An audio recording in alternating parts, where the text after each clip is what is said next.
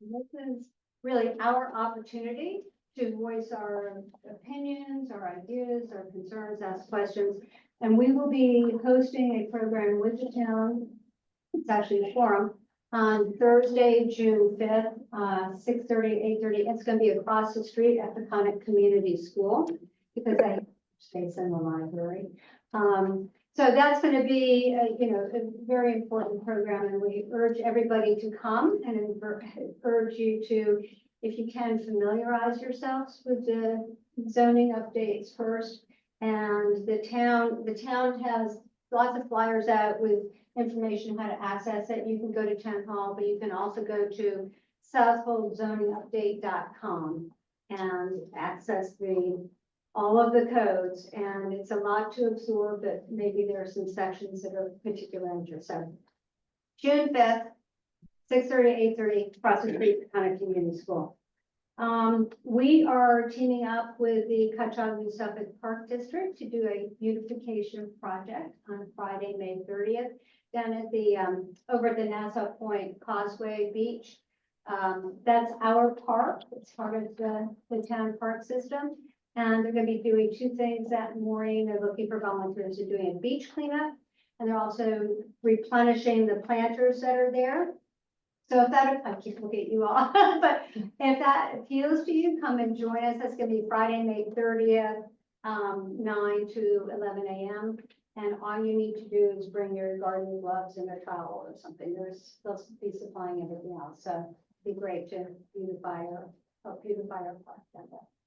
And then just last but not least, some of you who are new to our organization, we always do a coffee meetup the day after our meetings like this. So tomorrow morning, we'll be getting together at 8 Hands Farm at 10 o'clock.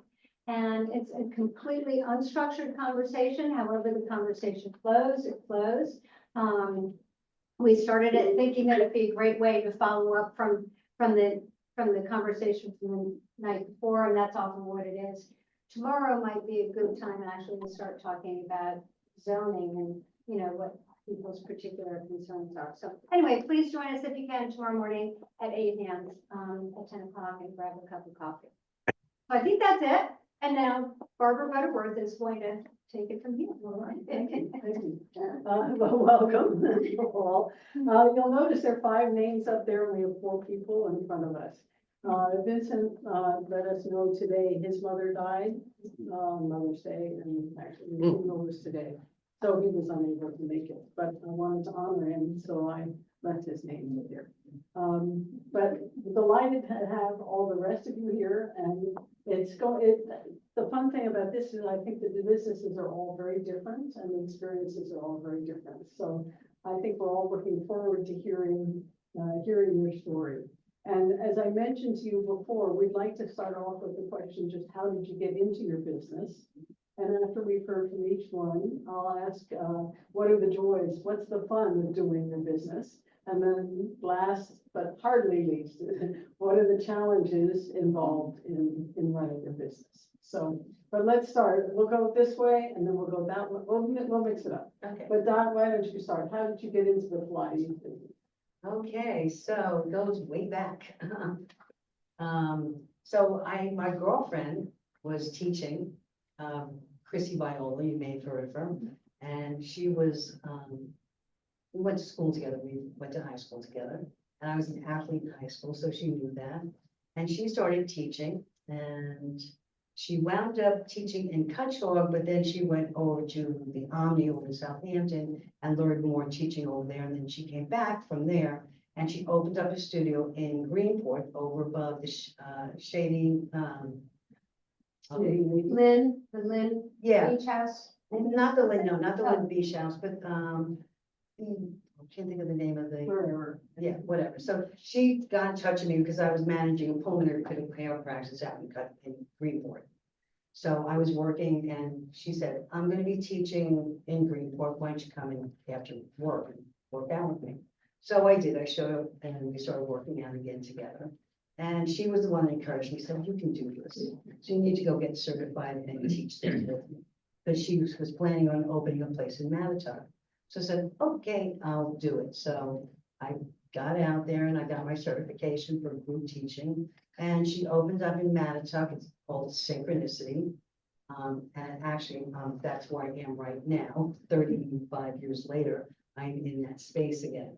Anyway, so she got me going, and we went over to Wanda's Workout, which is a place over in Center Merchants. And Wanda was the one that got people to certify, weekend certification, stuff like that. So we went over there for Pilates weekend certification. And I learned about it, I knew somewhat about it, and I liked it. So I was incorporating that into my classes already. So we get there and you had to go demonstrate, during the session. And I was able to go up there and teach, in front of everybody and let them know the movement, so on and so forth. And that's where I got my first certification. That was in 1991. And I fell in love with it. So even though I was teaching different modalities, I was teaching step classes and aerobics and spin and all that. I always incorporated Pilates into my workout. So I kept it going, teaching before I went to work and after work. And I wound up teaching in Riverhead Maximus. So I started teaching Pilates there. I was there for 16 and a half years. What happened was, to get me into owning my own studio, was I was in a car accident. I was coming out of my driveway and I got T-boned. And I got hit, my car got totaled. And a year later, I wound up having all these herniations from that car accident in my cervical spine, my lumbar spine. And I had pain, I had constant pain for 2 years. I was a chiropractor, but it wasn't really helping that much. And we moved our practice for the last time. We went from Greenport to Riverhead, and we moved to across the street from Motor Vehicle in Riverhead on 58.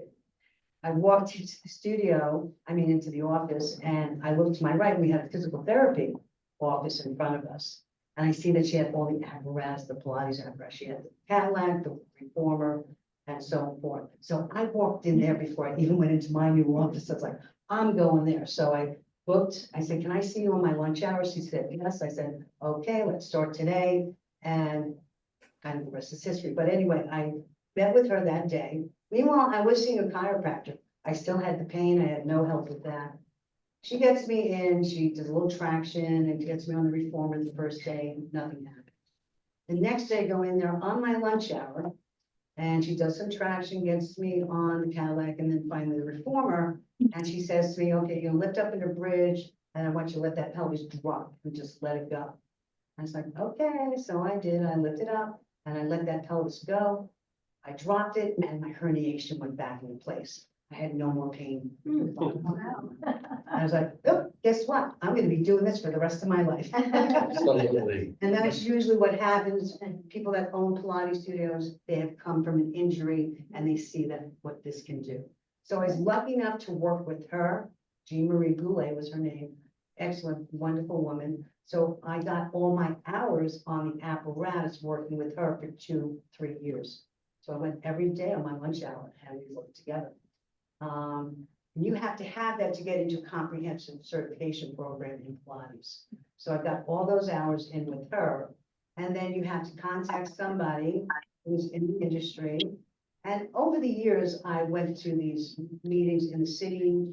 We met in Times Square at the Marriott.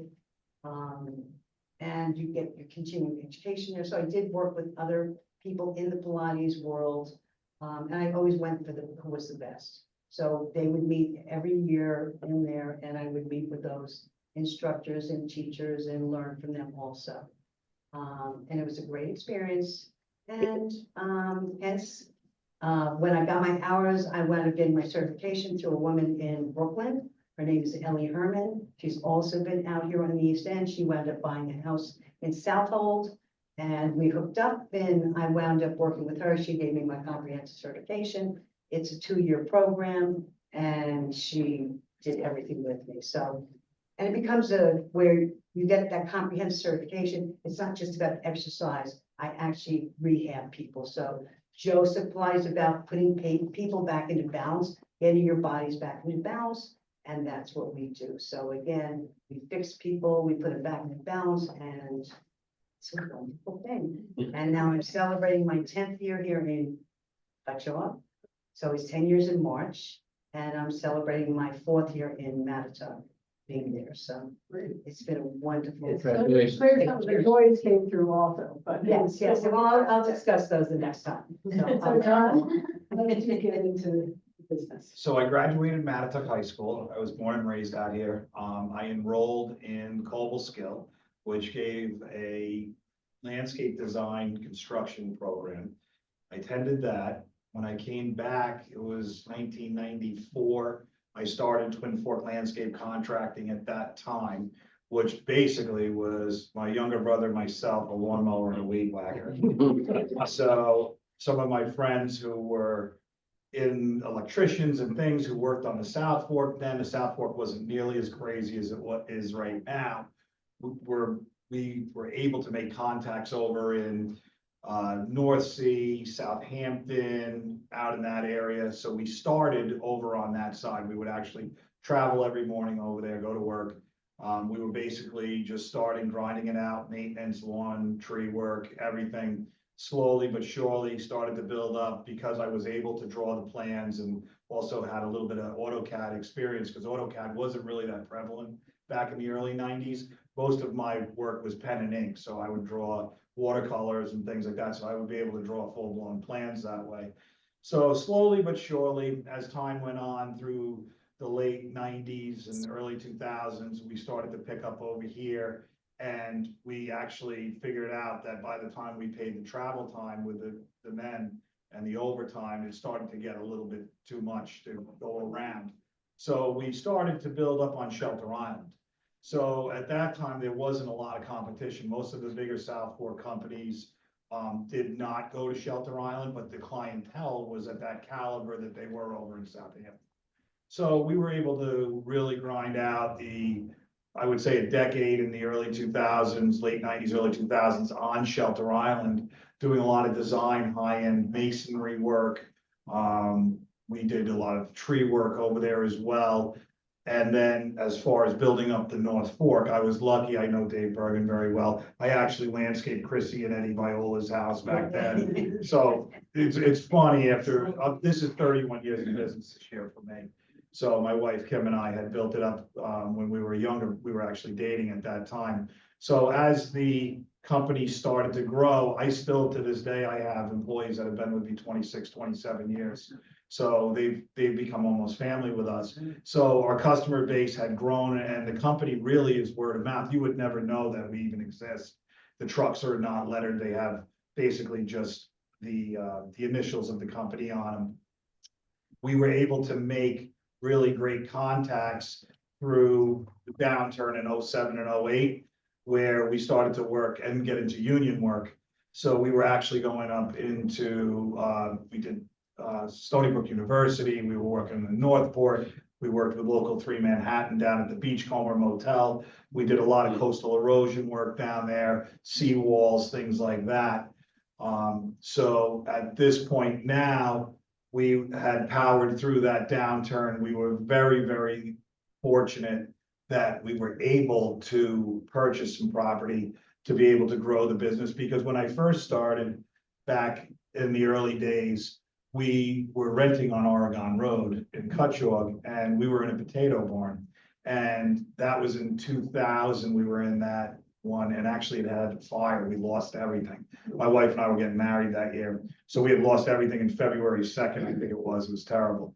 So we came back from that and we built back up. So in 2009, we bought some industrial property, actually, it was John Droskowski's property back then. He was Briarcliff, Laurelwood Landscape.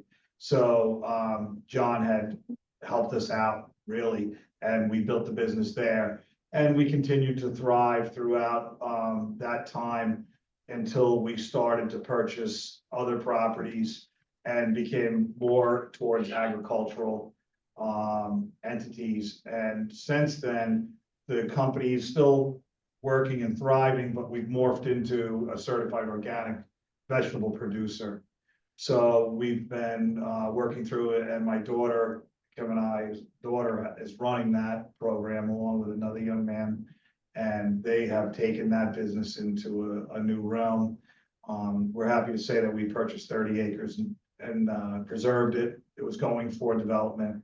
So we were able to get that before it went to development. And that was direct result of Local 3, who owned Beachcomber. They owned it. They told me that they were selling it to a developer. And they were good enough to say, I told them, I said, just give us 2 weeks. And the town, Melissa Spiro, actually had headed that up for me right before. That was the last deal that she did before she retired. I couldn't say enough about her. The town stepped up, made it happen. We preserved it. It worked out well. So that ground will be coming on in the fall of 26. So, so that's it. We're still in poetry in motion and moving forward. Like I said, we're blessed to have some long-term employees with us, and we look forward to the future. The North Fork has changed a lot. So I can't believe what has happened even in just the last 4 years. To, you know, unfortunately, from what I remember as a kid, and most of you, has really changed. And you know, progression. I remember when we started over on the South Fork in '94, that some of the people that were in business over here were like, why are you going over there? And I said, they will eventually be over here. And it did. It took 30 years, but here they are. So Okay, that's it. that's great. Denise, your stories? So my mother opened the business, it's 31 years ago this year.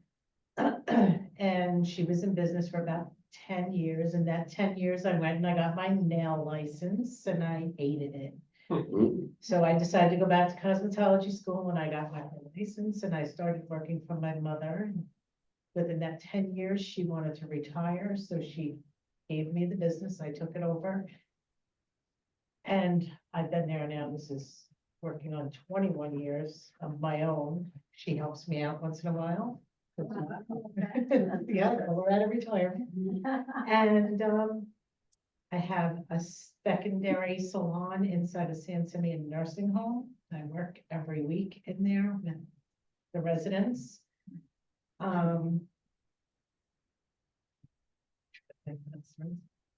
have my employees, my one girl's been with me for 21 years. The other girl has been there like 14 years.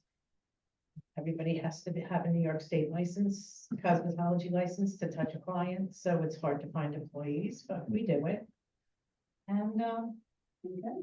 Well, I mean, it's just such an interesting, you know, family connections. I Yeah. mean, It's beginnings, anyway. And it sounds like with your daughter, the next generation is gonna be. Oh, absolutely, yeah. So, okay, Fernando. Oh my God, I have a lot to say. But I learned a lot from them, but when he, especially when he said how everything has changed out here. Yeah. Oh God, yes. Have anybody read Yep. about us? Yeah. Well, you read that part that says, I don't speak a word of English. I still. I still have my rough accent. Okay, so if there's anything that you have to re-ask me, please go ahead. Well, I'm representing John, which is the owner of the Cutchogue Diner, but he has something very important to do. He was away for a couple of weeks. So he said, you the head, you the boss. He said, you'll do it. I'm like, oh my God, don't put me through this. But anyway, I'm here and I'm just gonna say, well, first of all, you know, when I first started, when I moved here from Guatemala in 1992, May 26, 1992, that's when I came to America. I only wanted to work for a little bit and I want to go back because I want to study. But then I fell in love being here. Somebody got me a job at Hellenic doing dishes, you know, dishwasher. And then the place was a little too busy and a little crazy, so I left. Yes, I left and I was starting doing landscape with Mr. Dooley because my cousin Okay, sure. Antonio, he works there. So that's how you come to work with me. But then I don't know where I moved to where. You know? No, I'm kidding. He's a nice guy. So anyway, then there was an opening at the diner. I'm like, no, I don't want to know anything about restaurant. So, but in the meantime, I wanted to go to school here because I came Saturday and I like it.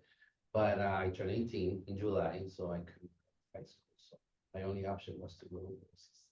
And it was a little far because I live in Warren back there. So I used to walk from Orion to Hellenic. I used to go up there, so from there to catch the bus and go to Bosses Ingrid. And then I will get there around 2:45 because my class will end at 1 o'clock.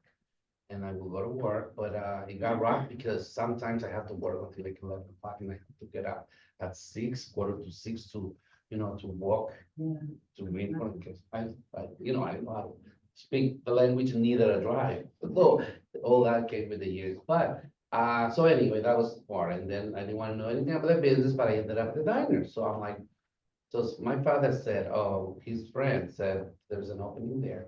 And I was like, I don't know if I really want to do restaurant thing, but I said, okay, I'll try. And I started to work there.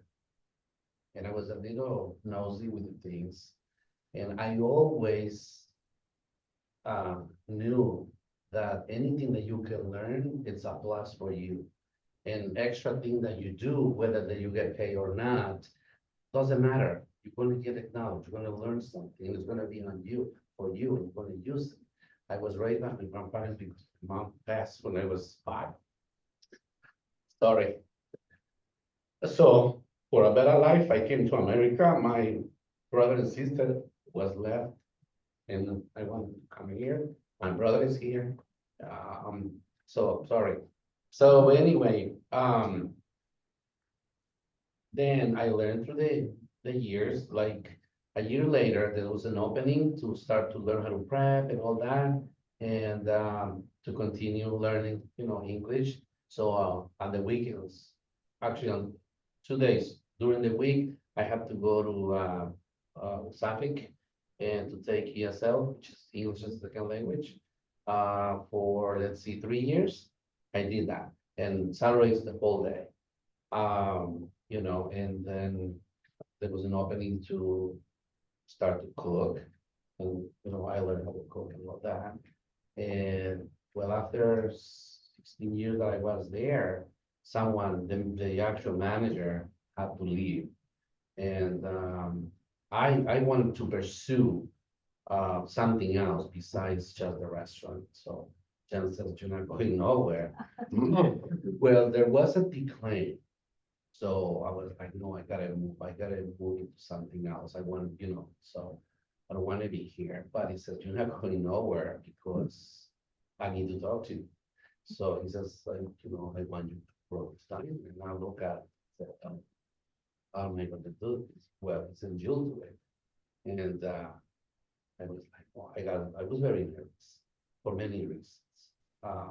Because, language was a barrier.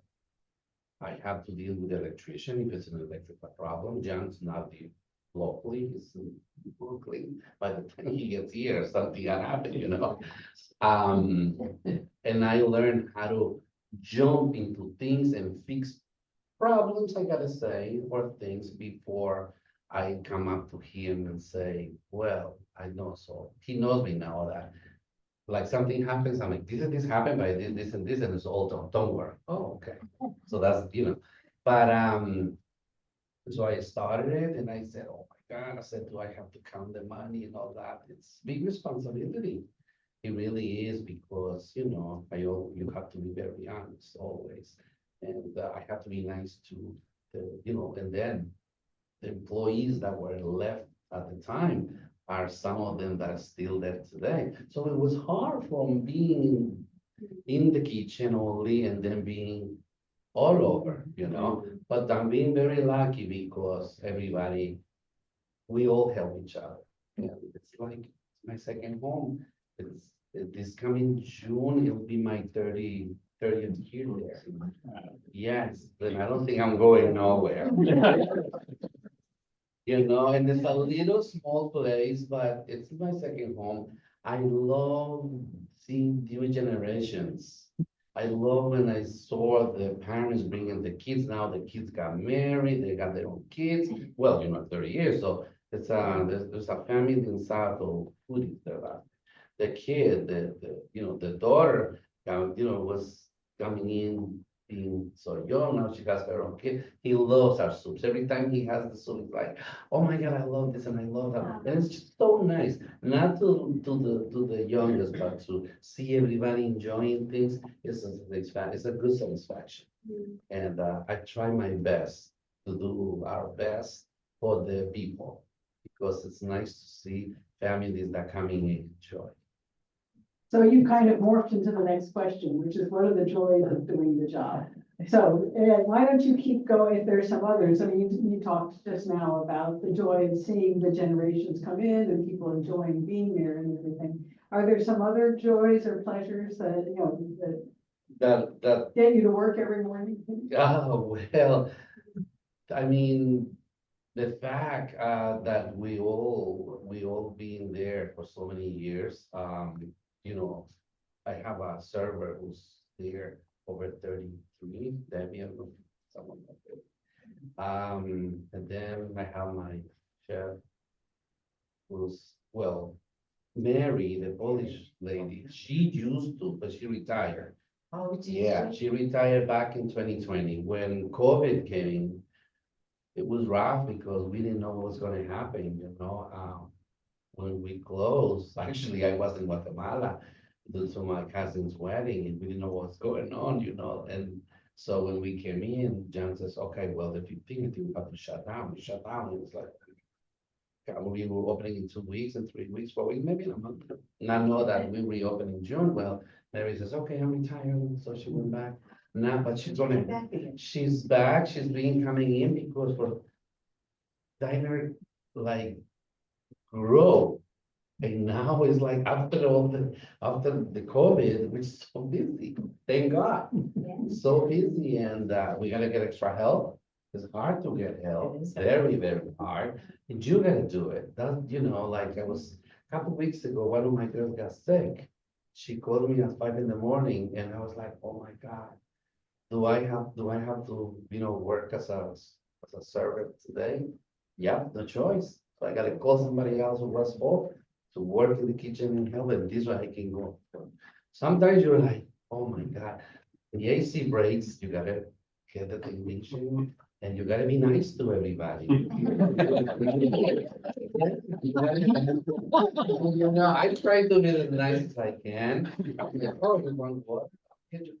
Like, you know, like, hey, how about, have a sandwich? You know, like, well, if you make numbers, a sandwich, it's not gonna be a lot, but it's gonna make them so happy. Little things mean so much to me, so I feel that it also feels the same to others, right? And like, the eggs were so expensive, I have to know how to manage. Not how to go and get chickens, that would be possible, but I could if I would, I mean, I would if I could, but I can't. But, you know, so I went shopping and I see things that go on sale, I'm like, okay, I gotta get this. I also shop locally when stuff starts to come out. I just made my first strawberry rhubarb pie in the season. We always have the spinach. So once the spinach comes out, I'll go and grab the spinach. Then I can't wait for the tomatoes. And people are like, oh, your tomatoes are so good. Well, it's a little more money, but you know, potatoes come out there. You know, I go get my potatoes down here in Cutchogue. So he supplies me with potatoes for like about a good 8 months. So I try my best, and you in business, you have to try your best also in to save, because it means a lot. You know, I could tell you many things. They think I'm cheap. I'm not that cheap. Well, let's hear from everybody else a few of the joys of what you do. Then we'll get back to some of the more challenging. Joy, I get to meet people, work one-on-one with people who don't feel good, you can make them feel better. Working with my girls, we're like a small family because we've been together for so long. I work one-on-one with the Breast Health Coalition for the North Fork. So if somebody's diagnosed with breast cancer and needs, they come in and all this service free. That's not always a happy experience, but you do feel good that you were able to make somebody feel better. for if it's only a few minutes. And any other cancers people come in, we do the services grass usually. So, and then when their hair starts to come back, we put a little color in there, you know, sometimes they want to be pink, sometimes it's okay, we do it. And as long as they feel good, and just meeting all kinds of people from every walk of life. So It's a it's great something very experience. much in common, you know, Mhm. Yeah. getting Always pleasure out of make us dealing with happy, it. right? Always. So, Don? It's basically the same situation, you know, meeting all kinds of different people. We meet good and bad, you Oh, know? yeah. We meet plenty of bad people and you know, navigate what we need to do. There's different clientele out here. They're more demanding than what it used to be when we first started. But really camaraderie of my crew and my men who have become like family, right, after that many years. That's really the biggest thing. I just recently, Tommy, Dave knows Tommy, he retired from us 3 years ago. He actually came back. He went down to Really? Florida. So he's back with us now just for the summers. And, you know, he's like, I want to come back because he missed the guys, he missed the men. So, you know, so that's nice. That's probably one of the best things. Watching the jobs materialize and the turnout is great. People who don't have the vision of what we do when we go and design it and they can't see it, we can walk up and say, it's gonna be this, you know, and then when it's done, to see their faces, especially if they don't see it and they come back and it's done, that's very satisfying. And I think that would be probably one of the best things about position work. Dot? Okay. Stopping people's pain. I'm sorry? Stopping people's pain. is Yeah, my that's a guess. big part of it, is definitely helping people and putting their bodies back into balance and getting rewarding. I do work with a lot of patients that have cancer. We also work with people that have scoliosis, a lot of people with spinal injuries or spinal surgery, they had spinal surgery in the past. So I'm kind of like the last resort. Once the physical therapists get done and they say, I can't do anything more, then they come see me, so. And I'm not afraid, I don't have the fear to work with them either, which is a good thing, so. So it's wonderful to see that the results.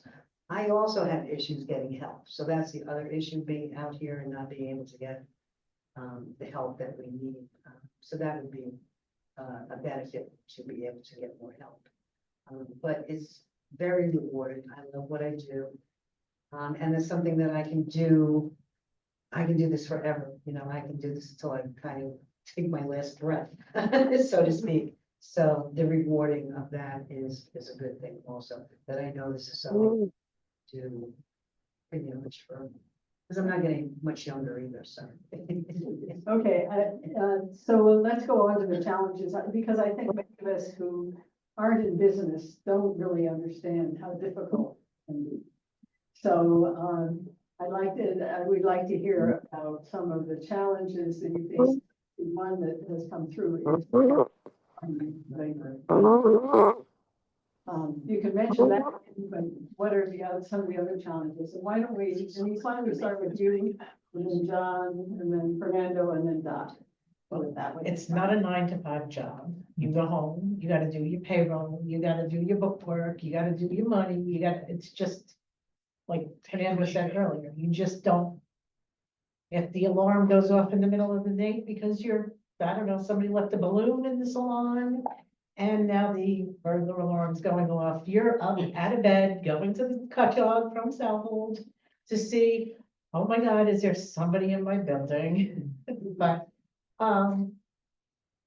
yeah, and just, you know, trials and tribulations of little things breaking, it's all on you as a business owner. Trying to keep all the girls from fighting, which they're usually not very good. One of them bit under my skin. Very good.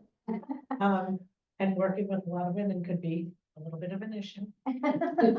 And I mean, I have to say, 99.9% of my clients are wonderful, have supported me. COVID was a huge issue, you know, closed down for months. A lot of people paid it forward during COVID, which was really nice. But other than I really have to say, other than it's not a, 9 to 5 job like other people go home. It's 24/7. Even if you're on vacation, you still get those phone calls. Septic pipe burst. You don't really want to hear that, but it happens. And it happens when you're away. It always happens. I got into North My brother went Carolina, down boom, to I had a but basement. it's hard. Right. As Denise said, I mean, Kim will tell you, there's been plenty of times where my family had to go on vacation without me because we had snowstorms coming in or something was pending that we needed to do. When COVID hit, we had been working up west doing union work and we were trying to finish things off and we didn't know if we were gonna get paid and they had, it was chaos and my family suffered for that. In order to get to the position that we are. But the one thing that I think that most people don't understand is everyone who are in business, especially on the North Fork, the winter time is the off time for us. And that doesn't mean the bills stop or our employees' bills stop. A lot of us carry those employees all winter long. So we will build up a fund throughout the year so that we are able to retain that help. So it's a balancing act, really, how to navigate the winters, the economy, and, to try to find new help. I don't know about the rest of you, but it's almost impossible to find anybody with quality. And if you do, they're 6-figure salary. Okay, now as a landscaper, how much do I have to pass on to somebody to pay that kind of salaries? But that is happening, that is true. And especially even forget minimum wage. You'll never get somebody to work for minimum wage in my company, nor would they even be able to survive out here or be able to rent or anything. Okay, it just doesn't happen. It's a fallacy. So you have to pay real wages. You have to treat these people. They go to Costco, they're paying the same amount of money that you are for your food. Okay, there is no magic wand that makes that happen. So the biggest challenges that I've seen in the business, probably within the last 3 to 4 years, is that the increases, especially in insurance, equipment, everything that's come down the pike, we can't increase our numbers and stay relevant or competitive with some of the other companies that maybe don't have our insurance policies or paying the correct overtime like we do, and, regulations and things that we have continuing education and licensing and everything else all the way through. Very difficult. So now that the pool of work has kind of shrunk and there's multiple people coming out of it, it's a problem. It really is. It gets to a point where, you'll try to keep the guys out of overtime because once we hit over 40 hours, we start to go backwards at that point because the margins are so razor thin on this work. There is an industry standard where you need to be within that work, and everybody should be within 10 or 15% if you're dealing with reputable contractors. If you have somebody who's way over, then obviously that's not a problem. If you have somebody way under, that's a problem, especially during COVID.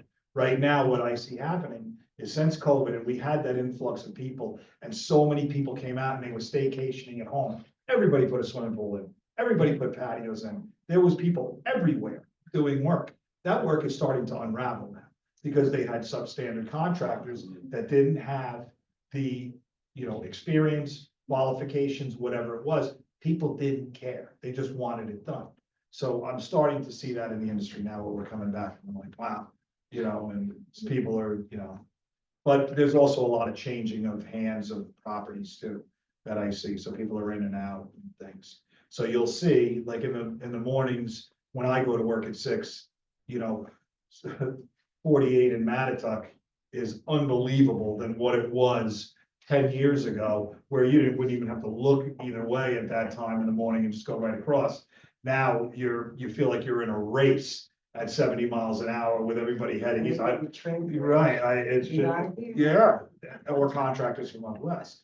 So that's the biggest challenges that I see for us personally. Well, the How much increases, is it running the diner? the increases on the eggs. Everybody knows that. But I kept saying, John, what are we gonna do? He was like, well, this is what was happening. Everyone knew. I went to BJ's like 10 times a day and get eggs because they were more reasonable. So John said, well, keep doing this. So I have a refrigerator. Well, I have a special refrigerator at home because I live in Riverhead, so I go shopping with my stuff overnight. The next morning I'm coming here at 6 o'clock, nothing is open. So I read the stuff. So all the stuff was, and I tell my, well, we got married 2 weeks ago, so tell my Congratulations. my other half, well, I'll go in, you go get me eggs, and you way to work, please give me more eggs. And this is how, for like about 3 months, I think, we were doing that, and our way to not increase anything, because few places you see, as soon as you walk in the door, that said, anything with eggs, it's 50 cents more, 75 cents more, something like that. No, John says it'll be like that, but because now we gotta be back. He said, I feel like giving back and being nice to the community, I don't want to increase prices. He said, let's wait until May. I'm like, okay, I'm gonna put that May first. And thank God they're better now. Yeah. They went down, and it's a lot of help. How It's many very. eggs do you say, how many eggs do you use in a day? Oh, in a day, let's see. Well, yesterday was a little busy, and I got to my lot with you. Because I was like, "Listen, I'm getting home." I use four cartons of eggs, so that's 30, 16, 120 eggs yesterday. But in the summer, I get 90 dozen on Fridays and 60 on Mondays. So that's what, that's, to go through, and that's what. And sometimes I even have to go to BS and get more, because, and also sometimes during the week, we get places like, can we get 20 sandwiches on Wednesday? And I'm like, okay, egg sandwiches or this, and so then I'm like, ooh, okay, I gotta get more or something like that. Yeah, a lot of eggs. A lot of, and yeah, so. That's what I said. How long do I gotta wait for them to start to lay eggs? And I don't have the space, right? Like, it's gonna be more money. So it's a lot, also, like my people that work there, we all have to be certified by the health department, otherwise we're in trouble. All that stuff. I was very, challenges for, what I gotta say, but for so long, there was a crack in one of our refrigerators. Health department never noticed.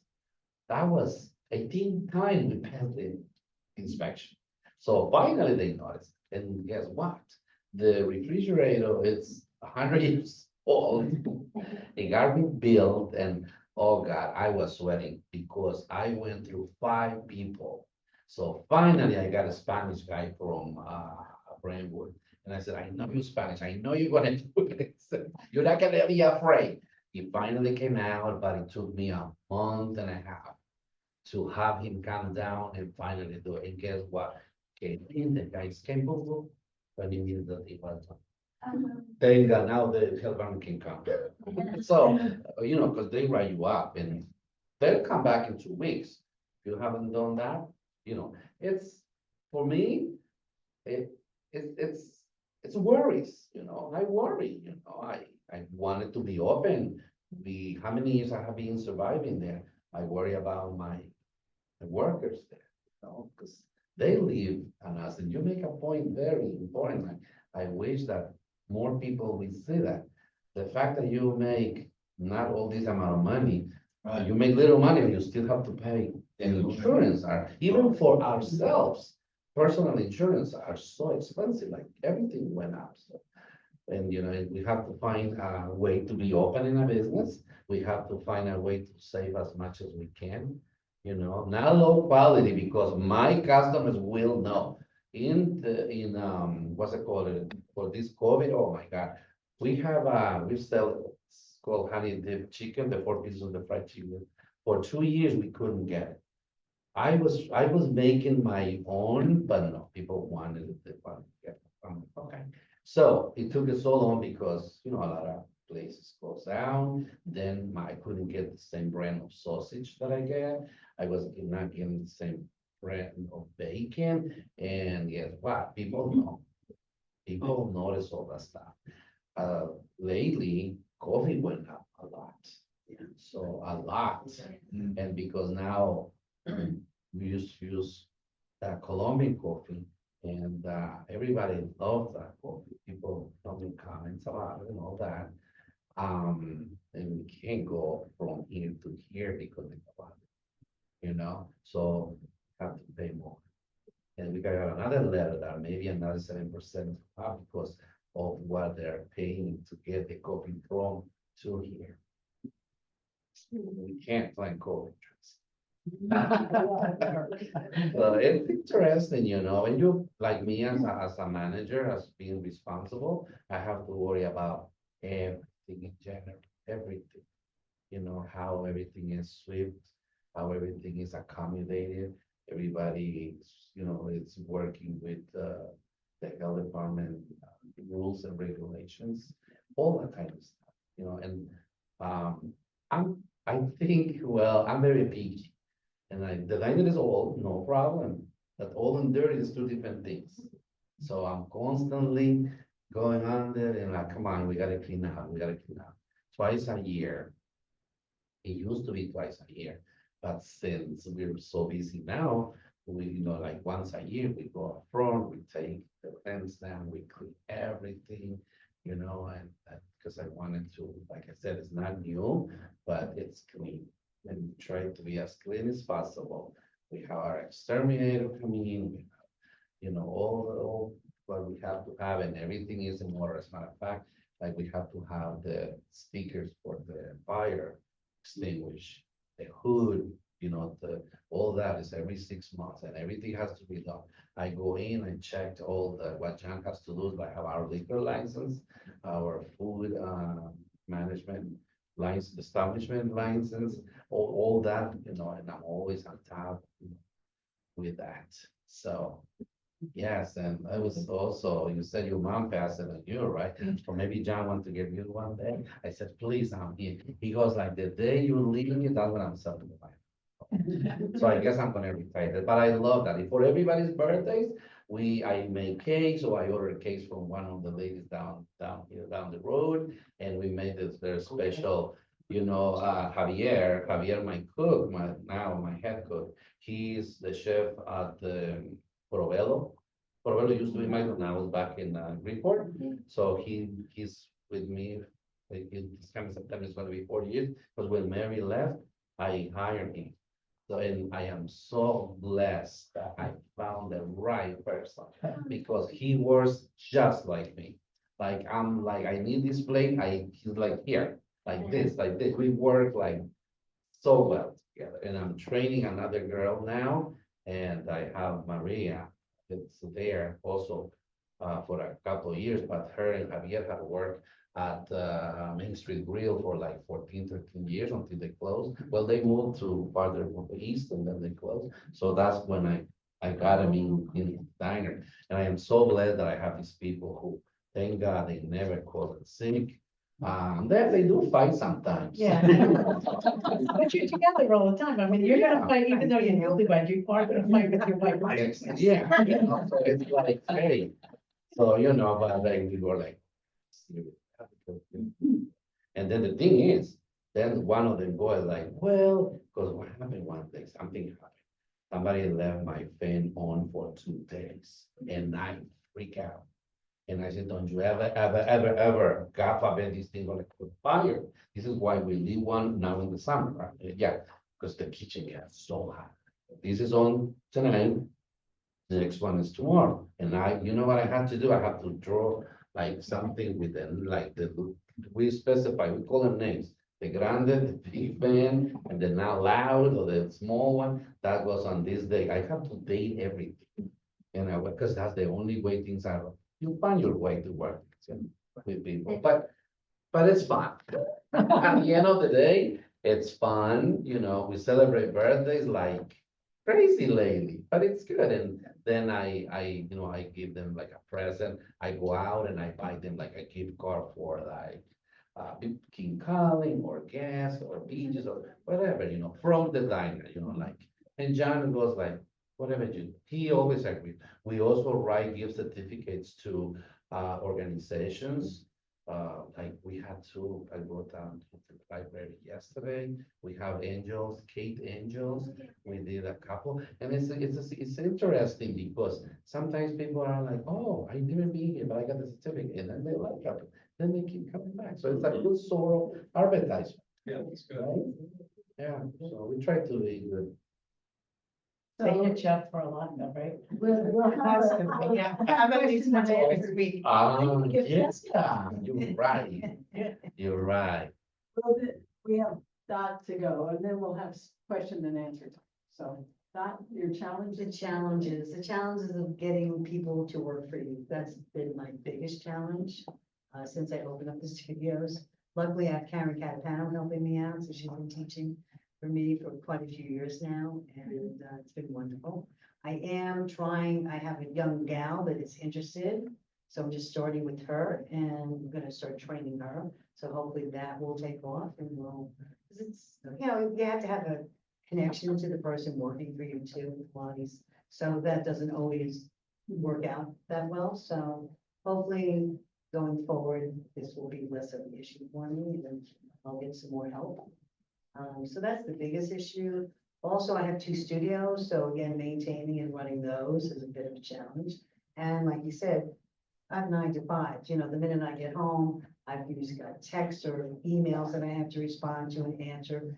You know, clients are getting in touch with me during the day, and I'm working when I'm with clients. I don't look at my phone, I don't touch it. So I have to deal with all that when I get done and get in touch with people. So it's a constant, you know, working, but it's all good. I have wonderful clients. They're wonderful people.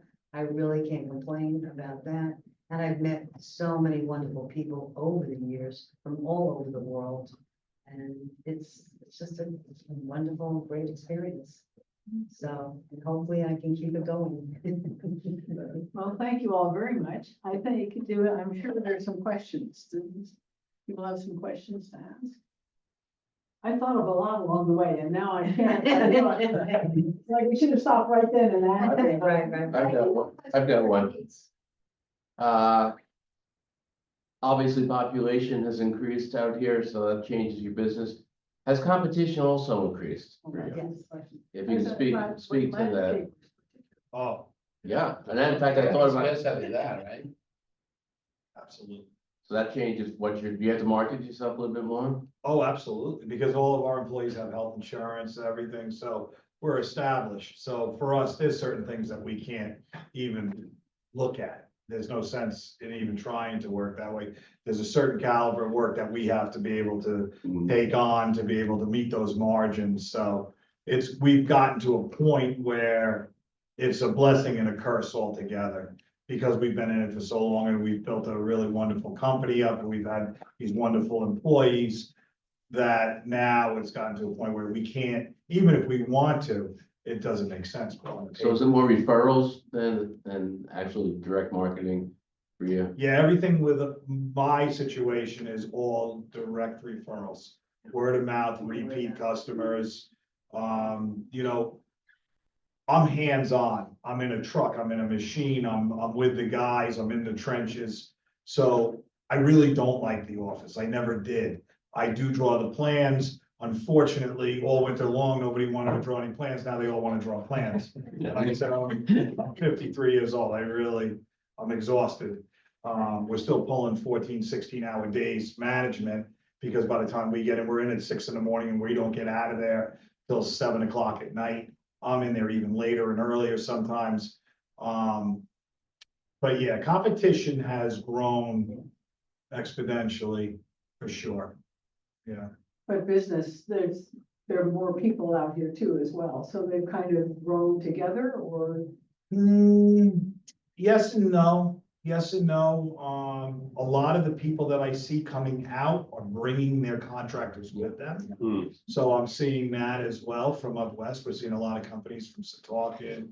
And, you know, you see Nassau County. Nassau County, you see you see it. There is a change. There is a shift going on for sure, you know.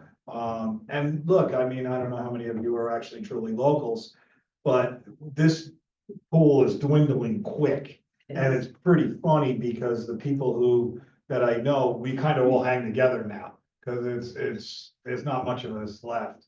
So, you know, what I do see is that the people that are still here really are supporting each other. I do see that a lot. That's a great thing. That's a great thing. And sad at the same time. You don't see many young people. I work for the school districts. I see where these enrollments are like way off, way off. And, one of the young gentlemen that we hired, he's from Orient.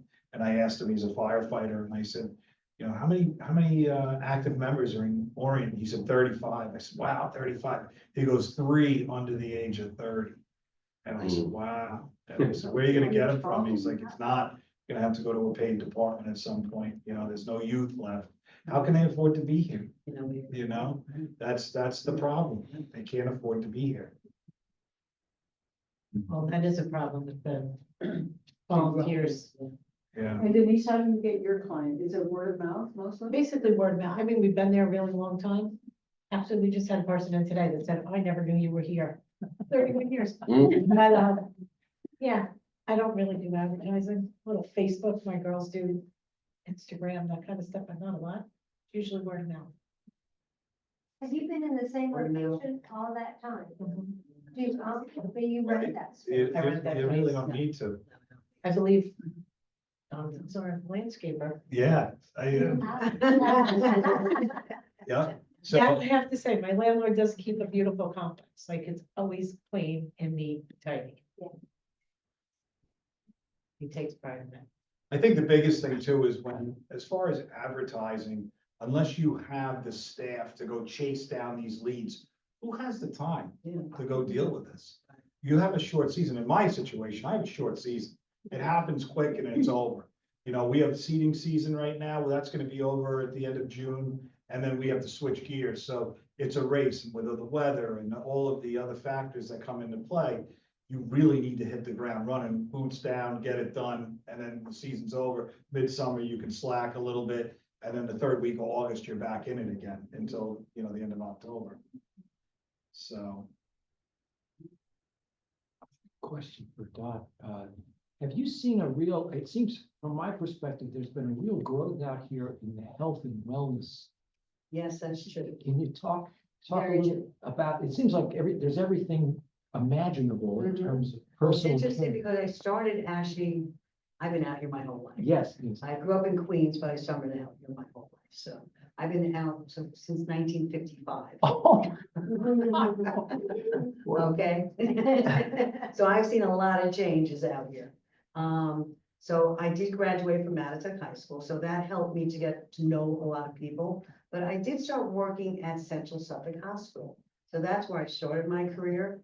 And I left there to work and open up the practice, the pulmonary critical care practice with Dr. Walzer.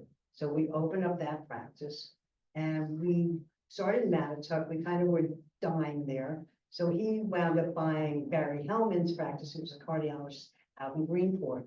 So we took that practice over. So we were there for 10 years. We wound up getting another doctor to join the practice, Dr. Sampson, and that was Dr. Walzer's professor at Stony Brook. So he was the pulmonary fellowship, he was his teacher. So he joined our practice. So after 10 years in Greenport, we wound up going to Riverhead. So we were at North Fork Radiology for a few years. And then we transitioned, we finally, of course, from motor vehicle on Route 58, and we wound up there. I left after 25 years in the practice, and then I came out to Cutchogue and I helped to open up, which is now City MD, but it was Stat Health when Dr. Catapano opened it up. So I joined him and his wife Karen and his sister, and we opened up Wow. the urgent care clinic in Cutchogue. And that was interesting because we opened up in 2009, and that's when we got hit with the H1N1 flu. And we were seeing 60 patients a day. Wow. It was crazy. It was like, oh my God. We didn't think that's what was gonna happen, but this was like pre-pandemic and we were dealing with this on a daily basis. You were lucky you weren't there during COVID. Well, Right. I'm sure I was Okay. out of there on that one. So I was with them for 6.5 years. And I loved it. I really did enjoy working there, but he sold it to corporate. and city empty, and then everything changed. It's like, I had opened up the studio in Cutchogue, and I was ready to transition to just go there and open it up. What I learned was Big Pharma took over. Yeah. Big Pharma took over, and they would come into the practice and, push their drugs and everything else. The other thing that also happened during my time, in 1984 is when they changed the insurance. So prior to 1984, insurance was nonprofit. So you got your Blue Cross and Blue Shield, you had your Medicare, and you had your Medicaid. And there were maybe some other private insurers, but mostly everybody had Blue Cross and Blue Shield and blah, blah, blah. So when President Bush, the first President Bush came in, he's the one that started the HMOs and started the opened it up to private insurance companies. That's when our healthcare went, because they just want to make money off of you being sick. So that's when everything changed. And I said to my boy, I said to the doctor, I said, this is gonna ruin our healthcare. This is not a good thing, because now you're gonna have people profiteering off of your illness. And that's when everything really, and again, look at what you're paying for your health insurance now. It's ridiculous. And they don't want to make us get well, they want to make us sicker. And they're even working on that even more now by deregulating all this stuff. And again, you'll have your insurance, that'll be great, but you're gonna be sicker because of all the deregulation that's going on here. So my goal was to get out there and create wellness. And under Pilates, Joseph H. Pilates is the man's name that started all this back in the 20s. He left Germany and England and everything else, he came over to America. And he was all about wellness and putting the body back in balance. And I totally believe in that. Hippocrates was the father of medicine, and he said food should heal thy body. Well, we are totally away from that. We're now big pharmacies telling you, you got to take my drug to heal your body. I don't believe in that. I still believe that food can heal thy body, especially organic. Organic food is what I promote. And again, drinking plenty of good fresh water and just treating your body like a temple. That's what we should be doing, is treating our body much better. We treat our equipment and our cars and everything else much better than how we treat our bodies. And people need to wake up and realize this is what's important, and we need to take better care of it. From your toes all the way to the crown of your head. And everything within that is what we need to work on and keep happy and Including your balanced. All those chemicals on your head. Yeah, that's another thing. Yeah, Dave. I think we've all noticed, I'll call it the economic diversification of the North Fork over the last decade, and even more so the last 4 or 5 Oh, yeah. years. So in business out here, particularly the hospitality industry, we've noticed very high-end restaurants, very high-end hotels, motels, whatever. And then it seems like fewer and fewer businesses catering to the other clientele. Have you folks noticed the same thing in your business? Is there really this coming to diversified economic basis out here? The very wealthy that have the opinion that if it costs more, it's got to be better. So I'm going to go to the high-end restaurant, or I'm going to go hire the high-end landscaper because he or she has got to be better. And has that affected your business models? I try to keep my prices affordable for my clientele, because most of my clientele are local people that have lived here for a very long time. And the few people that have come in, or, I mean, I have people come in through COVID and stuff, where everything has increased. I try to do the sales so I can keep my prices down, because I don't think it's fair. I'm a person I like to go to the Cutchogue diner, and I like to have good products, and I don't want to spend a fortune all the time. I don't mind going out once in a while, but I feel like that's because I was born here. I was born in Greenport, raised in Southold. It's trying to keep it the way it was for all these years. Absolutely. Yeah, and the restaurant business in particular out here. I mean, it's really just exploded with high-end restaurants. Yeah, it'll become fewer and fewer restaurants for others to go to. And if you've noticed that also, and that competition, has that affected your business? thank God. It doesn't affect it. I think, well, someone was making comments when the Spanish place opened across. So, But it didn't have to do anything with us because I am Spanish, but I don't cook Spanish food. And I said, they have their own clientele and we have our own. And we always have to serve our clientele the best way possible. They know where it's good and they will come back. When Right, you know what you have, you don't have to worry about I it. think competition, like in my field, Right? it's good because it keeps you in check. Right. If you didn't have another salon for 20 miles, people don't have a choice. When they have a choice, you make sure you produce the right product. Right. That's right. Yeah. And Yeah. You gotta be there, you gotta put 100% into it. Your heart and soul. Yes. Did you start moving into organics though, as a result of more competition on the landscaping side? Is that what pushed you or? No, I was sitting in my office on Mother's Day. And I was looking at what was going on. My office is right around the corner from the first farm. And I knew the owner of that farm, had been on the market for 10 years. And I was like, yeah, I'm gonna buy it. So I called him. I couldn't believe he picked up the phone. He was down in South Carolina. And I said, hey, look, I said, we want to buy that farm. I said, I have a funny feeling. I said, I think we're gonna buy it. So I came home, I told Kim, I said, we bought a farm. She was, what? I said, I don't know. I said, it's been sitting there. It's right in our wheelhouse. We're already ready to say, it was 2019. It was right before things really started going. So I went out there and I'm like, okay, Leap Vineyard's there. They can bring customers down here. We can figure this out. And it literally started off with a table like this with the kids, right? You know. Whose that's idea where it was the started. silo of the? Yeah, the silo came off McBride's, Oh, because I okay. leased McBride's and then Kim and I bought the farm to the west of McBride's. Okay. So we're like, what are we gonna do? We need a farm stand. So being a designer, I was like, you know what, that would be all right. You know, so we put that thing on a trailer and drove it down the road. So, you know, and we had a lot of help. Rich McBride, Jimmy McBride, Martin Sider, all the farmers were very, very supportive. Even when I wanted to quit, they were like, don't quit.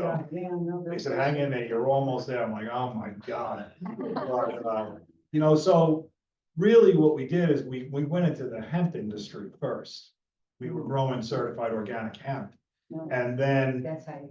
once COVID hit, I said, well, wait a minute, where the world's gonna end, we're gonna need food. So we cut that right in half and we went into the vegetables.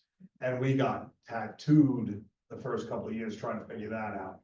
Thank God we were busy because I was able to take money from the one company and lose it. But slowly but surely, we got our feet underneath us and started figuring it out.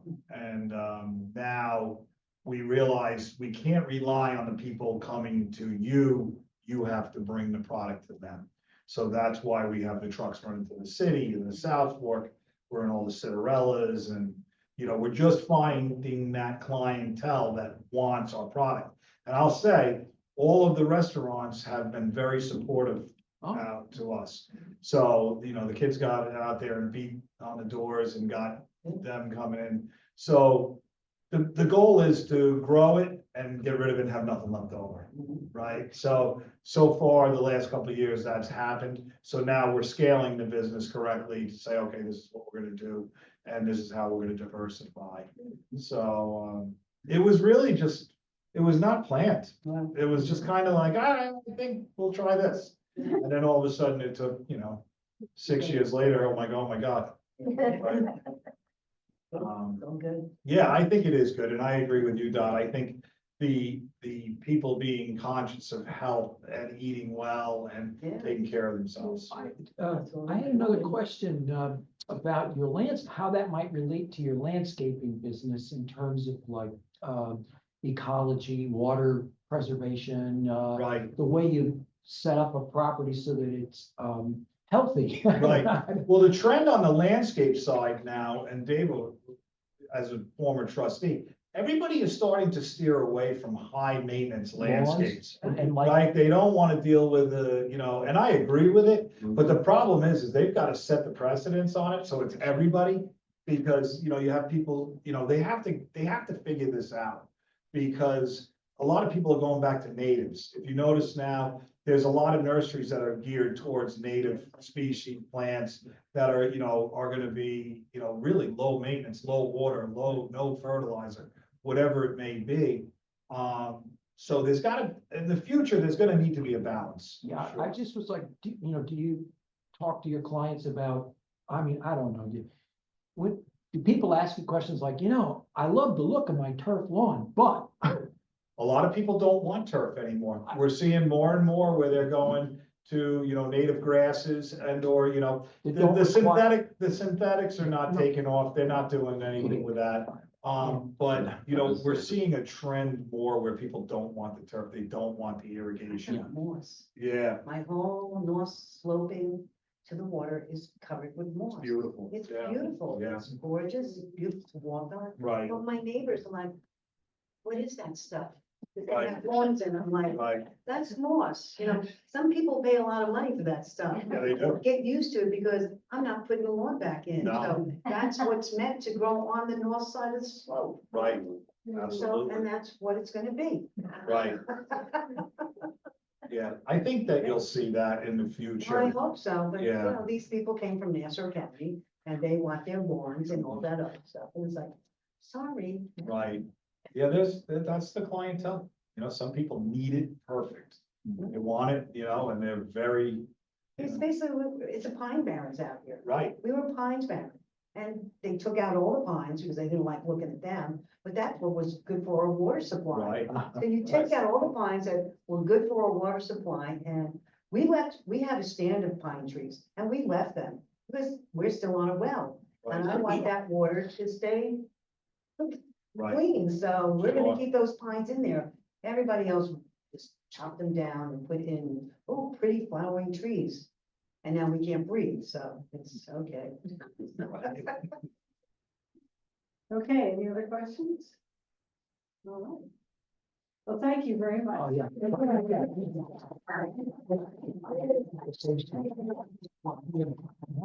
Very enlightening, so we appreciate you taking time. Well, thank you for checking out and coming. Yeah. It's great, it's good. yeah. Yeah. We'll see you next Sunday. Yes. Yeah, word out.